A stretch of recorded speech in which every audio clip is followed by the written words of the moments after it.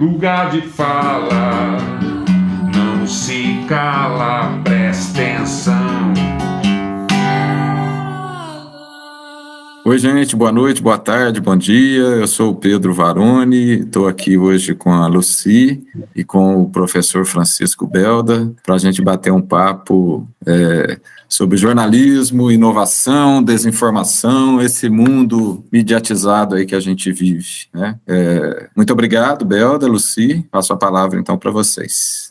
Boa noite, boa tarde, bom dia, começando como Pedro, a todas, todos e todes. A gente está começando hoje retomando, né, a nossa sequência de entrevistas para o projeto Dialogia, com um convidado muito especial para a gente, que a gente tem uma relação de trabalho, de conhecimento já há um tempo, e que a gente tem certeza que vai ser um papo bem interessante, que é o professor Francisco Belda. Já aproveitar para dizer seja bem-vindo aqui com a gente, ter topado essa experiência de estar abrindo a nossa segunda edição do Dialogia. Muito obrigado, Lucy, Pedro, um prazer estar aqui com vocês. Saudações aos internautas que estão aqui acompanhando o Dialogia. Legal, então essa é a segunda temporada do Dialogia, né, que a gente está abrindo, Dialogia Discursos Contemporâneos, né, um projeto de extensão da Universidade Federal, coordenado pela Lucy, né, e com a colaboração do ITI, né, que é o Informação, Tecnologia e Inovação. E assim, aproveitar e me apresentar também, né, eu sou a Lucy Oliveira, sou professora do Departamento de Ciências Sociais da Universidade Federal de São Carlos e estou coordenando essa segunda leva, junto com o Pedro, que está coordenando também.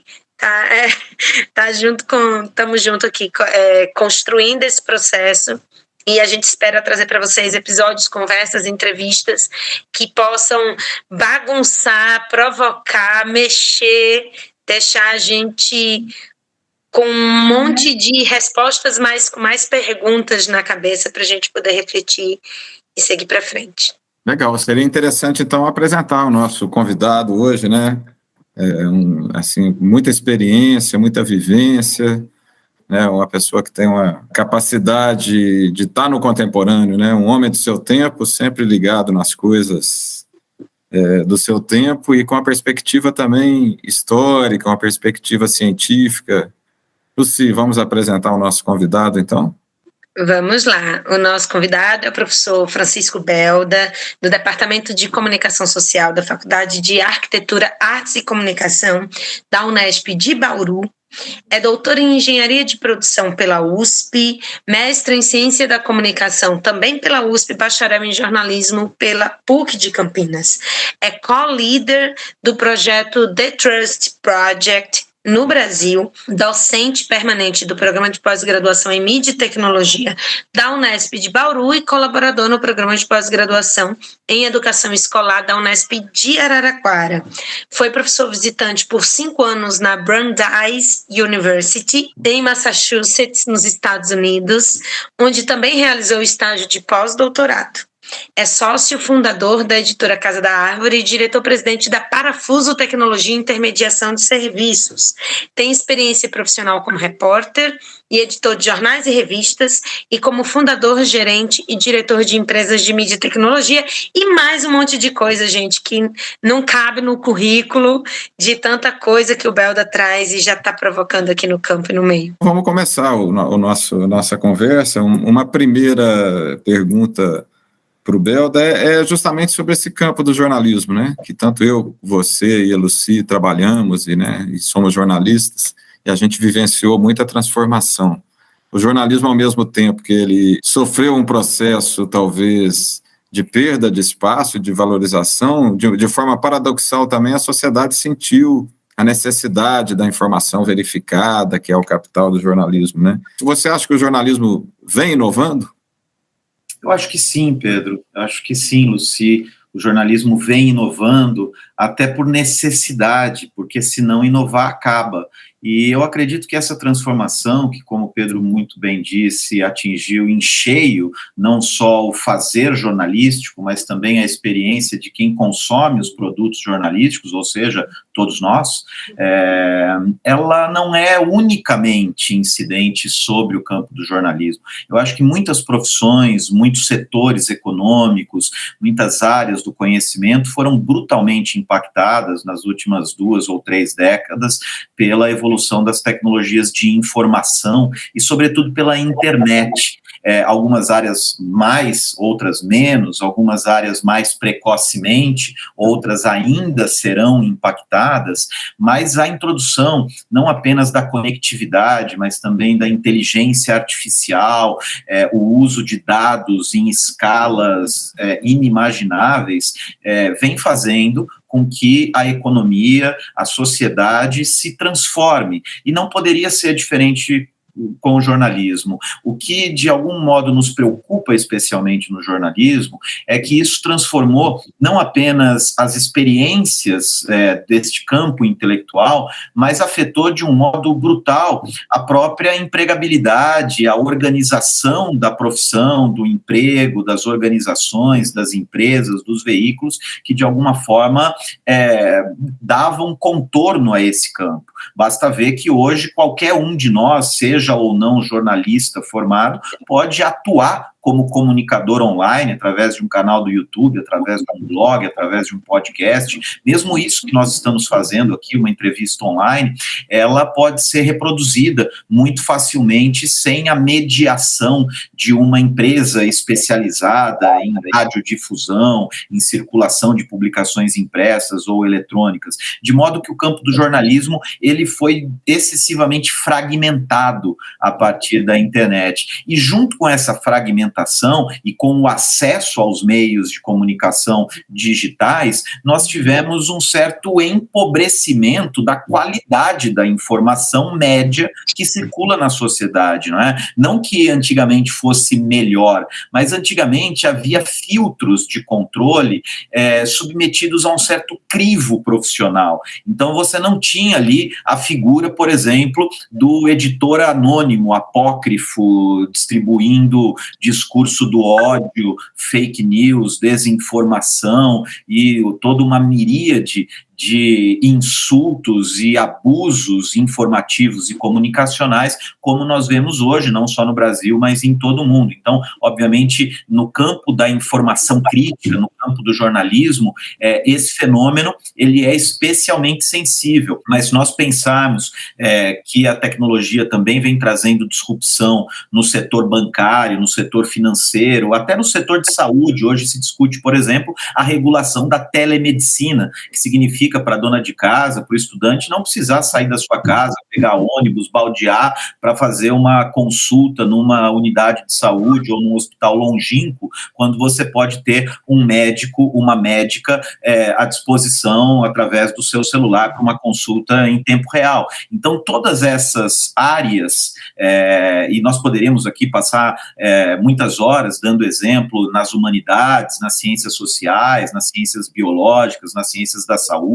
na engenharia, na indústria, né? Hoje se fala na indústria 4.0, com máquinas e robôs conectados à internet. Então, eu acredito que essa necessidade da inovação, que o Pedro muito bem colocou, ela não é exclusiva do jornalismo, ela vai ser uma característica da nossa sociedade em tempos de transformação intensa, como esses em que vivemos. Eu fiquei pensando aqui, por exemplo, em quem vai estar ouvindo essa nossa entrevista, em quem vai estar conversando com a gente, que não é do campo jornalístico, ou que não está lá dentro do ambiente jornalístico ou da comunicação, para visualizar melhor que exemplos você poderia dizer, ou que diagnósticos, ou que pontos você poderia indicar de indicativos de como essa transformação tem atingido o campo do jornalismo. Que efeitos, né, ou de repente, que sintomas a gente poderia ter, a audiência lá que não é especialista no campo,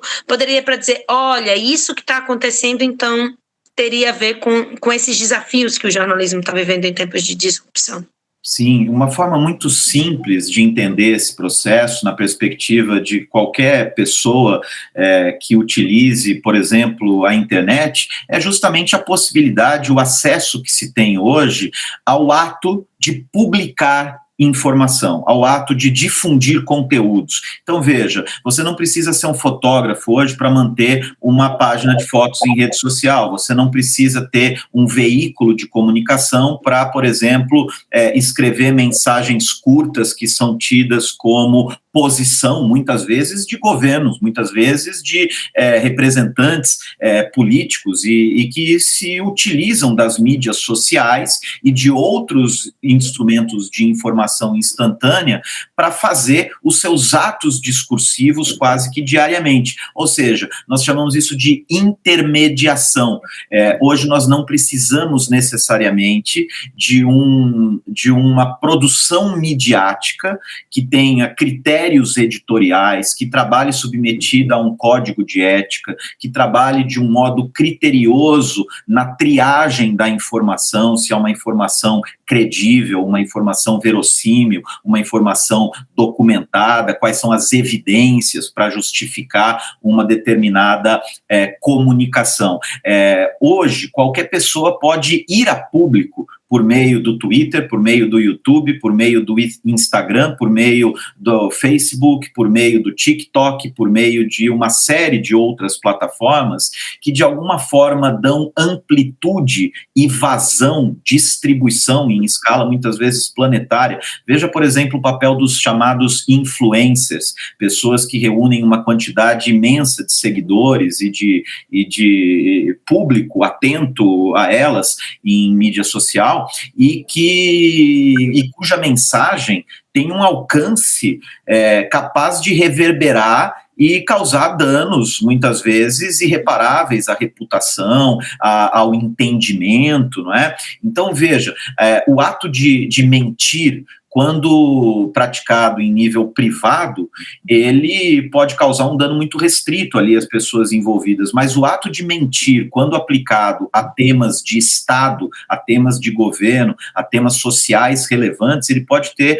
consequências catastróficas, sobretudo quando o mentiroso da vez é, por exemplo, um presidente, ou quando uma determinada autoridade pública, ela distorce os fatos para favorecer determinado posicionamento dentro do jogo de interesses que caracteriza a luta pelo poder. O jornalismo, historicamente, sempre foi uma espécie de anteparo que fazia uma seleção criteriosa daquilo que pode ou não receber o status de notícia ou de fato apresentado ao público como digno de confiança e credibilidade. Você pode até discordar da opinião, você pode até discordar de linhas editoriais e vieses que todo o processo comunicacional e o jornalismo, obviamente, também tem. Mas, quando o relato do fato é adulterado, quando a informação documental não é apresentada de modo objetivo, nós temos uma distorção completa da percepção da realidade sobre temas que são de interesse público e de domínio comum, porque não se trata aqui da verdade filosófica, não se trata aqui do entendimento conceitual dos temas da natureza e da cultura, se trata aqui simplesmente de fatos. Existe um ditado, uma frase importante que diz, você tem direito à sua opinião, mas você não tem direito aos seus fatos.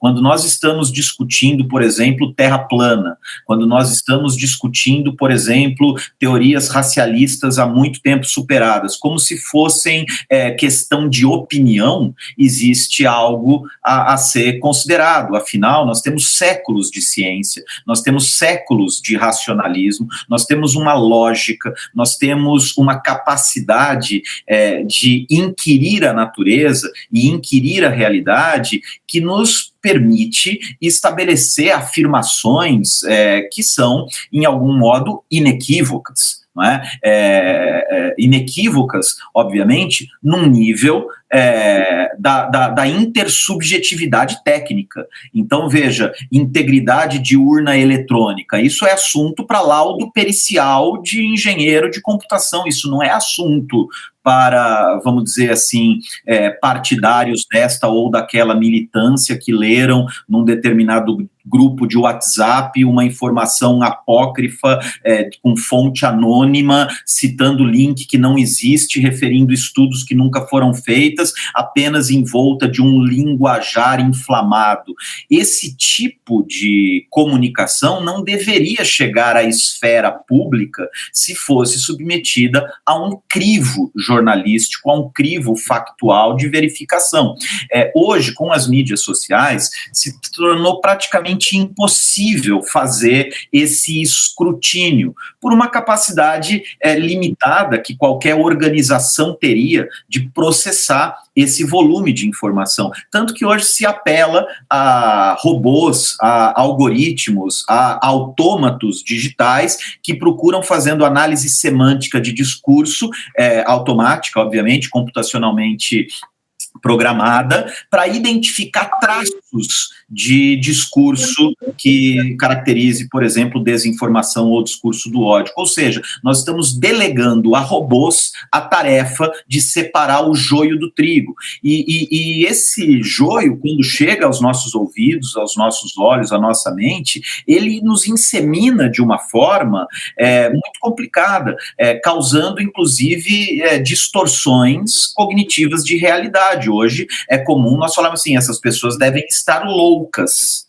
não é? Essas pessoas não estão entendendo o que está acontecendo, ou seja, aquilo te aprisiona numa espécie de bolha, aquilo faz com que você só receba informações que você já está propensa a acreditar, porque o algoritmo de alguma forma identifica esses vieses e acaba te empurrando, não aquela informação que você precisa, mas aquela informação que você tende a querer ver.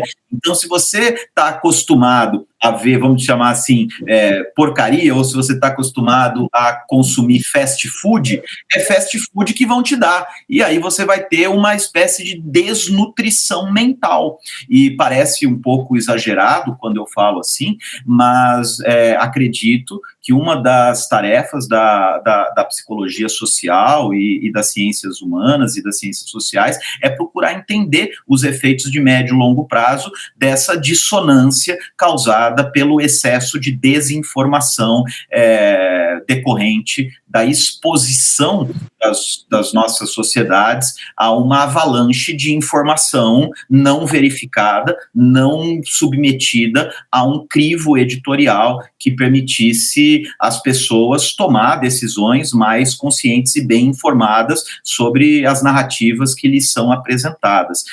Acho que é demais, né, Pedro? Essa sua descrição, né, dos efeitos da desinformação, super importante, né, porque deu um panorama. Mas, quer dizer, esse problema ele extrapola a própria questão do jornalismo, é um problema hoje da sociedade, né, das democracias, do próprio funcionamento da ciência e tudo isso que você pontuou.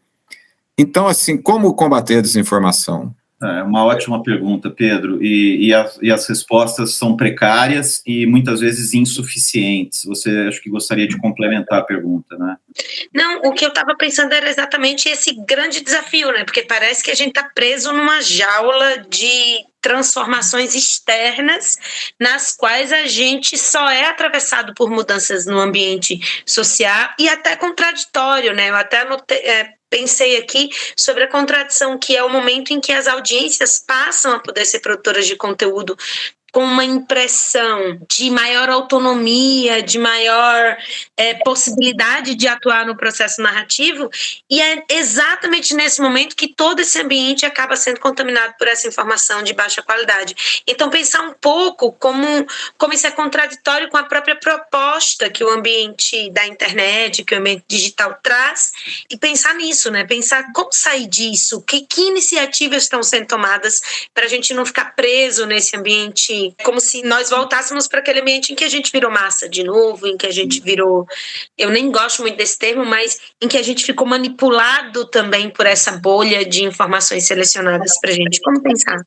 Pois é, uma ótima provocação, Lucy, e as respostas não poderiam deixar de ser complexas e precárias.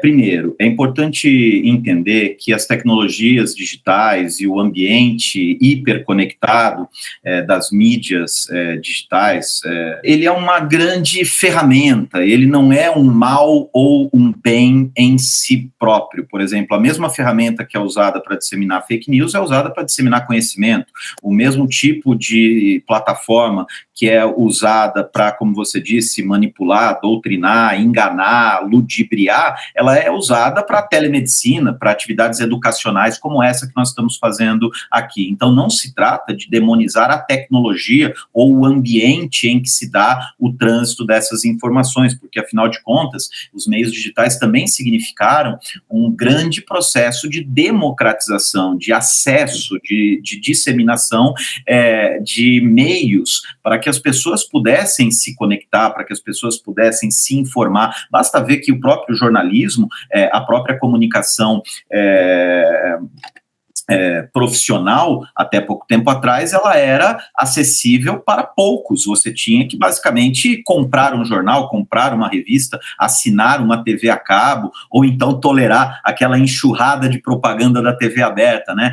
De qualquer forma, as mídias digitais nos deram uma melhor capacidade de fazer uso e disseminar o uso desses instrumentos. O problema não está nisso. O problema está no mau uso desses instrumentos e no impulsionamento exagerado, muitas vezes estimulado pelas próprias plataformas, daquele tipo de discurso que é especialmente danoso, um discurso que ele pode ter implicações não apenas no nível da democracia, das grandes questões sociais ou das grandes questões da ciência, mas veja, por exemplo, hoje em dia, o que se comete de fraude, de estelionato, de golpe digital, de sequestro de dados, de crimes virtuais. Hoje as polícias do mundo inteiro têm verdadeiras divisões especializadas em dados, tecnologia e internet para coibir a prática de crimes virtuais. No campo da informação e do jornalismo, algo semelhante deve ser pensado, como conter o abuso, como conter aquela atividade que não configura uma prática educativa, uma prática cultural, uma prática que pode ser vista até como um entretenimento saudável.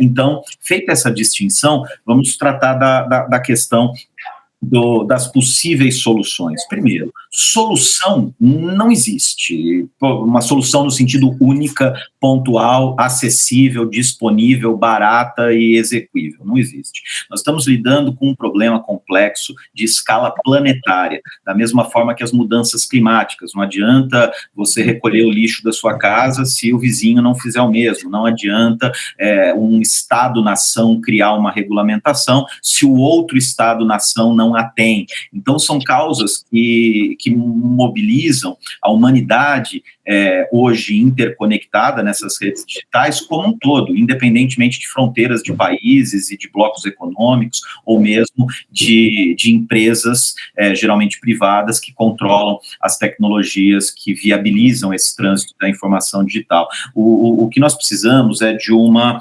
abordagem que, ao nosso ver, ela é tripartite. Primeiro, a iniciativa de educação. Eu sei que é um chavão, eu sei que tudo se resolve com educação, então a gente pode acabar usando isso como um coringa, né? Mas nesse caso, nós estamos falando de um tipo específico de educação, que é a educação para o uso das mídias. Educação midiática, o nome pode variar, mas nós precisamos ensinar as pessoas a usar essa ferramenta, da mesma forma que nós ensinamos uma criança a usar uma faca, para que ela possa cortar uma laranja, para que ela possa fazer o bom uso desse utensílio de cozinha, sem cortar o dedo e sem ferir, às vezes fatalmente, o coleguinha. Nós também precisamos ensinar as crianças, ensinar os jovens e também os adultos a utilizar as mídias de uma forma adequada, não só para prevenir a desinformação, mas por uma questão de sanidade mental. Alguns dados mostram que hoje jovens e crianças passam mais tempo conectados do que na escola, e isso não se trata também de brasileiros, isso tem sido mais ou menos disseminado de uma forma global. Então, educação midiática é algo imprescindível para saber fazer uso dos dispositivos, mas principalmente para saber fazer uma leitura crítica das informações que nos chegam, que na verdade nos bombardeiam por meio das mídias sociais. Então, da mesma forma que as famílias, as escolas, todos os entes sociais envolvidos no processo educacional lidam com currículo, com merenda, com uma série de direitos e deveres dos aprendizes, nós também teremos direitos e deveres a serem aprendidos em relação ao uso das mídias.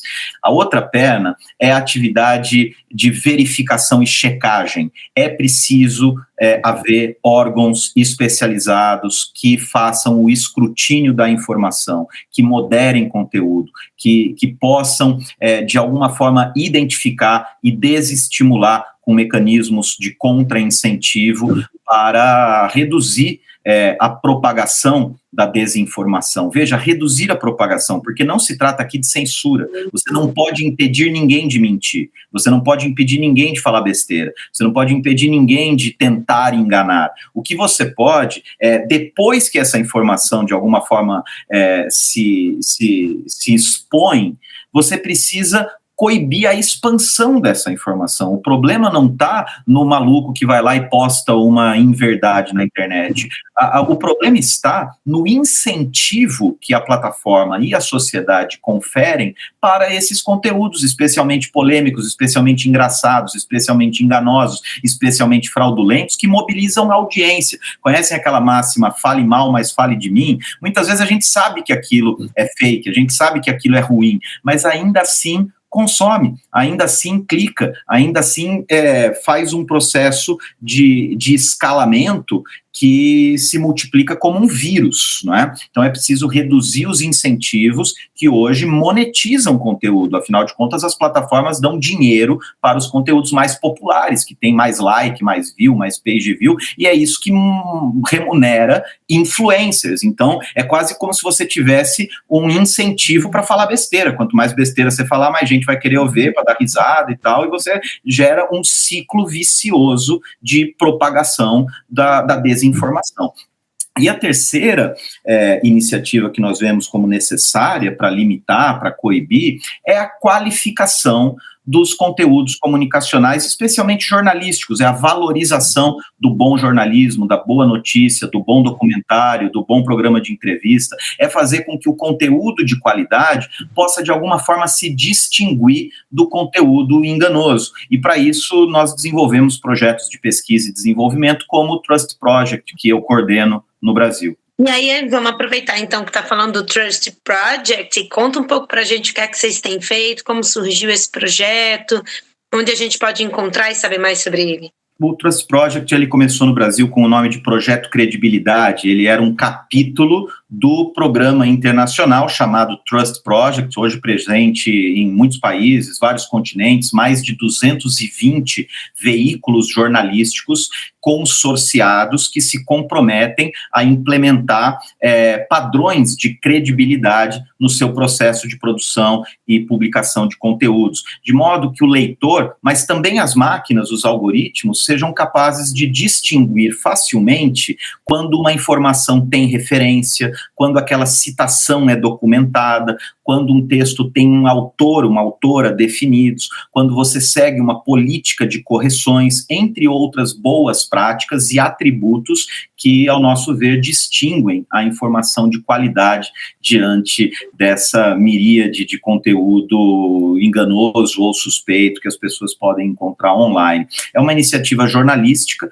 que oferece assessoria, instrumentos, conhecimento, tecnologia para mais de 200 veículos, né, de diferentes países. No Brasil, veículos membros são, por exemplo, a Folha de São Paulo, o Poder 360, o Jornal do Comércio do Recife, a Gazeta do Espírito Santo, a Gaúcha Zero Hora de Porto Alegre, a Agência Mural das Periferias de São Paulo, entre outros, a Amazônia Real, um site muito importante de jornalismo investigativo, que cobre a região amazônica, entre outros que eu estou esquecendo aqui, né? O problema de enumerar é que a gente acaba esquecendo um ou outro, mas as pessoas podem visitar o nosso site, thetrustproject.org, é o site internacional, ou credibilidade.org, que é o site brasileiro, mas o projeto ele se divulga através dos próprios veículos que adotam esse protocolo e que se comprometem a fazer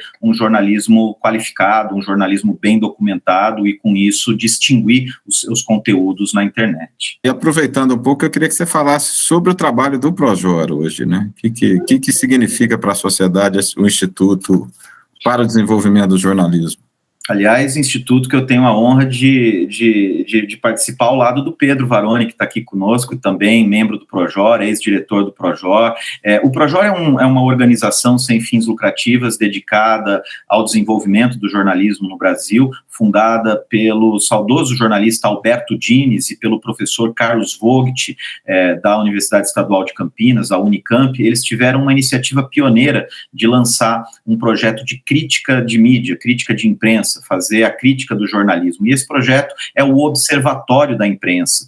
O Observatório da Imprensa já foi um programa de televisão, já teve programa de rádio, hoje ele é um site. Aliás, o Observatório foi o primeiro site jornalístico do Brasil, ainda nos primórdios da internet. O Dines, apesar de um jornalista já muito experiente na época, se mostrou também um jovem inovador ao trazer o Observatório primeiro para a internet, né? E depois ele virou um programa de TV.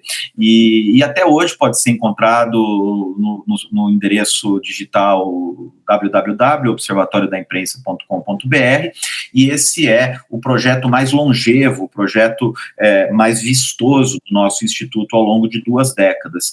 Mas o Projor, ele também mantém outras iniciativas. Uma delas, por exemplo, o próprio Credibilidade, que eu acabei de mencionar, hoje já uma organização autônoma, e também os projetos Atlas da Notícia e Manual Grande e Pequena Imprensa de cobertura das eleições municipais. O Manual de Cobertura das Eleições, como o próprio nome diz, é um instrumento para que repórteres e editores de jornais de pequeno, médio porte do Brasil inteiro possam fazer uma cobertura eleitoral qualificada, porque, veja, muitas cidades no Brasil, pequenas cidades, não contam necessariamente com veículos de imprensa profissionais ali estabelecidos. Eles dependem da cobertura de emissoras afiliadas, emissoras de rádios que não necessariamente estão naquele município, e muitas vezes aquele repórter ele se vê isolado, não tem uma redação, não tem uma equipe grande para organizar essa cobertura. Então o manual procura trazer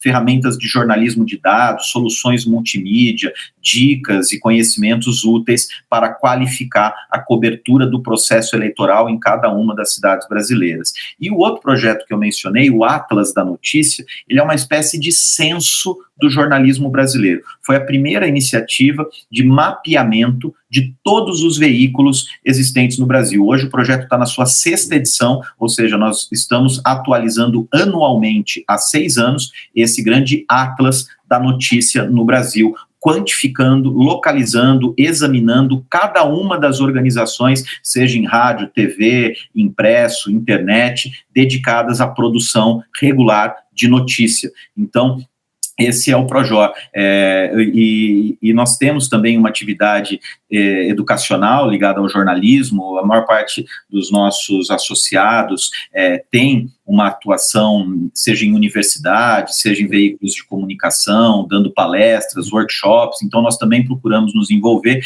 em projetos de formação voltados ao ensino, à pesquisa e à extensão em jornalismo, muitas vezes em parceria com universidades. Aliás, a Unicamp é uma das parceiras do Projor na própria manutenção do LabJor, na própria manutenção do Observatório da Imprensa, em parceria com o LabJor, que é o Laboratório de Estudos Avançados em Jornalismo da Universidade Estadual de Campinas. Então, o nosso instituto ele tem essa missão de conectar o campo profissional do jornalismo, o campo acadêmico do jornalismo, produzindo e disseminando conhecimento nessa área. Eu estava pensando aqui, a partir de toda essa trajetória do que a gente já vinha conversando, pensando como inovar, então, em jornalismo e em comunicação diante de todos esses desafios, né? Acho que Belda tem uma experiência bem interessante de iniciativas, então pensando mesmo, não mais nesse ambiente tecnológico como essa jaula, mas pensando como um lugar de oportunidades.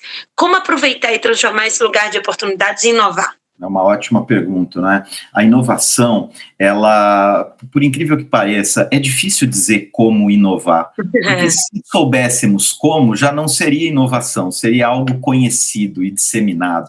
Então, a inovação, ela sempre tem aquele quê de descoberta, aquele quê de surpresa, aquele quê de uma solução engendrada de modo criativo e que transforma os recursos de um modo disruptor, de um modo até então não imaginado. Então é muito difícil, né, e um desafio para todos nós, dar aula, fazer palestra, divulgar inovação, porque a inovação deixa de ser inovadora na medida em que ela se transforma em roteiro.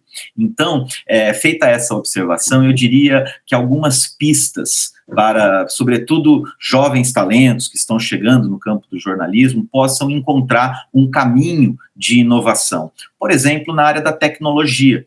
A tecnologia de software, a tecnologia de dados, a tecnologia de inteligência artificial, hoje ela traz instrumentos que, se por um lado podem ser usados de modo maléfico, como nós estávamos dizendo no começo da entrevista, por meio da disseminação de fake news, ela também pode ser usada de um modo benéfico, por exemplo, fazendo uma seleção, uma curadoria, uma espécie de identificação inteligente dos conteúdos que gostaríamos de ver. Veja, por exemplo, hoje, o modo com que se distribuem vídeos, áudios, textos, frases, cortes curtos de animação, né? Como encontrar aquilo que eu procuro? Como encontrar o meu autor, a minha autora favorita? Como encontrar um conteúdo que, de repente, eu ainda não conheço, mas talvez eu venha a gostar? Então, o uso de software para fazer uma seleção criteriosa e um direcionamento adequado dos conteúdos em relação às suas audiências é uma das áreas onde acredito que é possível inovar bastante ainda no jornalismo. Também acredito que a linguagem, né, a linguagem dos conteúdos, os formatos, o modo de dizer, veja, esse programa se chama Dialogia, não é? E é uma coisa que falta ao jornalismo. Pedro escreveu, e eu pude colaborar, um artigo que justamente fala sobre a dialogia como uma espécie de antídoto a essa onda de desinformação, porque é no diálogo, muitas vezes na troca simbólica, que se depuram os conteúdos, e eu acredito que hoje as mídias sociais, por mais que elas se chamem sociais, elas se transformaram em algo muito opaco, muito espelhado em relação àquilo que, de alguma forma, nos entretém, ou aquilo que nos impulsiona ao consumo. São muito mais instrumentos de marketing e venda do que propriamente de dialogia e interação, não é? Você está conectado muito mais com marcas do que com pessoas. Você está conectado muito mais com memes do que com algo que possa ser, de fato, interessante no seu percurso intelectual. Então, eu acredito que buscar a linguagem mais adequada para esses novos meios ainda é algo que está por vir. E, por fim, acredito que também cabe inovação nos modelos de negócio, inovação no sentido de como transformar a informação em algo sustentável do ponto de vista profissional, porque não adianta falar assim, queremos tudo de graça, queremos a informação mais barata, se o profissional responsável por produzir uma foto, produzir um vídeo, escrever um texto, selecionar um conteúdo, ele não está sequer sendo remunerado. Tem até uma máxima, diz, quando você não paga nada pelo produto, o produto é você. Você está usando o seu e-mail de graça, você está usando a plataforma de vídeo de graça, você está usando o sistema de videoconferência de graça, mas em troco do quê? Em troco dos dados que, de alguma forma, essas plataformas capturam para te devolver publicidade e consumo dirigido, né? Então, se nós quisermos um ambiente sustentável do ponto de vista profissional, ele precisa ter modelos de negócio capazes de remunerar esse campo de profissionais dedicados a essa atividade. E isso nos leva, mais uma vez, à pergunta inicial do Pedro: o que aconteceu com o jornalismo diante da avalanche digital? Nós tivemos o campo profissional muito dilacerado, e isso faz com que os conteúdos percam qualidade e os profissionais procurem emprego em outras áreas. Hoje é muito comum encontrar jovens, ao mesmo tempo com alta expectativa em relação à profissão que escolheram, mas desesperançosos das remunerações e das perspectivas de carreira, uma vez que hoje são poucas as organizações jornalísticas, sobretudo no interior do país, capazes de manter seus negócios empresarialmente lucrativos e com isso prosperar, pagando bons salários, etc. Então, eu acredito que esses são os três nortes, vetores, de um processo de inovação para o jornalismo: a inovação da tecnologia, a inovação da linguagem e a inovação dos negócios. Muito bom, né? Eu acho que teríamos assunto aí para ficar um tempo maior, né? Mas já foi muito elucidativa a fala, né? Agradecer, Belda, Lucy, né? Acho que muito interessante. E assim, para finalizar, uma palavra que defina o século XXI nesse momento. Inconstância. Pedro, quer tentar? Você é uma palavra que define o século XXI. Vamos jogar o desafio para o entrevistado e para a gente também. Então eu jogo para você a bola, por enquanto. Começa comigo? Eu ia colocar movediço. Parece, né? Inconstante, movediço. Eu gosto muito do perspectivismo do Eduardo Viveiros de Castro, né, da gente olhar ele utiliza essa palavra, né, o antropólogo, para se referir às comunidades tradicionais, né, aos saberes tradicionais que a gente perdeu na nossa racionalidade, também aos animais, né. É como se a gente tivesse que reconhecer uma certa falência desse mundo que trouxe tanto conforto, mas de alguma maneira ele também frustrou as expectativas, né. Então a gente tem que mudar um pouco a perspectiva, talvez, não sei. É uma boa. Tava olhando aqui para cima, porque eu estou com o Viveiros de Castro aqui, e é verdade, a ideia da perspectiva e de nos tirarmos do papel central, em que as próprias redes sociais nos puseram de alguma forma, eu acho que passa pela reinvenção do século XXI. Muito bem. Valeu, dialogia, né? Gente, obrigada por acompanhar a gente até aqui. Obrigada, Belda, por ter topado essa conversa com a gente. A gente se encontra no próximo episódio, não é isso, Pedro? Exatamente. Valeu. Gente. Obrigado. Lugar de fala, não se cala.